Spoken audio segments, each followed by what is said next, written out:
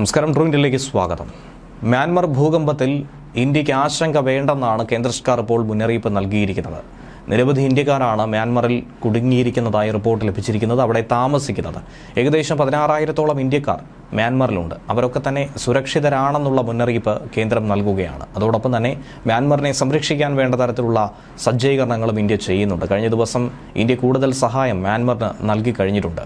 ദുരിതാശ്വാസ സാമഗ്രികളുമായി 4 നാവികസേനാ കപ്പലുകളും 2 വിമാനങ്ങളും പുറപ്പെട്ടു. മെഡിക്കൽ സംഘം ആഗ്രയിൽ നിന്നും പുറപ്പെട്ടു കഴിഞ്ഞു. 3ാമത്തെ NDRF സംഘവും പുറപ്പെട്ടു. INS സത്പുരയും INS സാവിത്രിയുമാണ് യാങ്കൂണിലേക്ക് പുറപ്പെട്ടത്. ഓപ്പറേഷൻ ബ്രഹ്മ എന്ന പേരിൽ 40 ടൺ ദുരിതാശ്വാസ വസ്തുക്കൾ മ്യാൻമറിലേക്ക് കഴിഞ്ഞ ദിവസം ഇന്ത്യ അയച്ചു. അതേസമയം ദുരന്ത ഭൂമിയിൽ ഇന്ത്യൻ സൈന്യം ഒരു താൽക്കാലിക ആശുപത്രി സ്ഥാപിച്ചുകൊണ്ട് അവിടെ നിന്നും വേണ്ട വിധത്തിലുള്ള സഹായങ്ങൾ നൽകാൻ ക്രമീകരണങ്ങൾ ഏർപ്പെടുത്തിയിട്ടുണ്ട്. 118 അംഗങ്ങൾ ഉൾപ്പെടുന്ന ഡോക്ടർമാരുടെയും ആരോഗ്യ പ്രവർത്തകരുടെയും സംഘം യാങ്കൂണിലെത്തുമെന്ന് വിദേശകാര്യ മന്ത്രാലയം ഇന്നലെ അറിയിച്ചിട്ടുണ്ടായിരുന്നു. കഴിഞ്ഞ ദിവസം 15 ടൺ ദുരിതാശ്വാസ വസ്തുക്കളുമായി ആദ്യ ദിനം തന്നെ വ്യോമസേന വിമാനം മ്യാൻമറിലെത്തിയിരുന്നു. ഭക്ഷ്യ പാക്കറ്റുകൾ, ശുചീകരണ കിറ്റുകൾ, ജനറേറ്ററുകൾ, അവശ്യ മരുന്നുകൾ, ടെന്റുകൾ, ബ്ലാങ്കറ്റുകൾ, സ്ലീപ്പിംഗ് ബാഗുകൾ എന്നിവയടക്കമുള്ള ദുരിതാശ്വാസ വസ്തുക്കളാണ് ആദ്യഘട്ട സഹായത്തിൽ ഇന്ത്യ മ്യാൻമറിലെത്തിച്ചത്.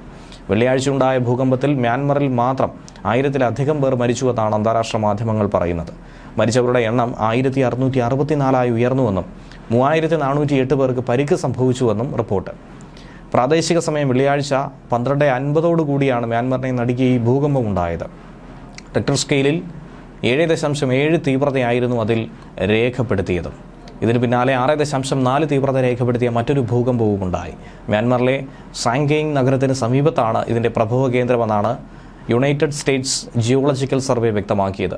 ഇതിനിടയിൽ തന്നെയാണ് തായ്ലൻഡിനെയും പിടിച്ചുകുലുക്കിയ ഭൂകമ്പം ഉണ്ടാകുന്നത്. തലസ്ഥാനമായ ബാങ്കോക്കിൽ ഒട്ടനവധി കെട്ടിടങ്ങൾ തകർന്നു വീണു. അതിന്റെ ഭീതിജനകമായ ദൃശ്യങ്ങളും സോഷ്യൽ മീഡിയയിൽ വ്യാപകമായി ഇപ്പോൾ പ്രചരിക്കുന്നുണ്ട്.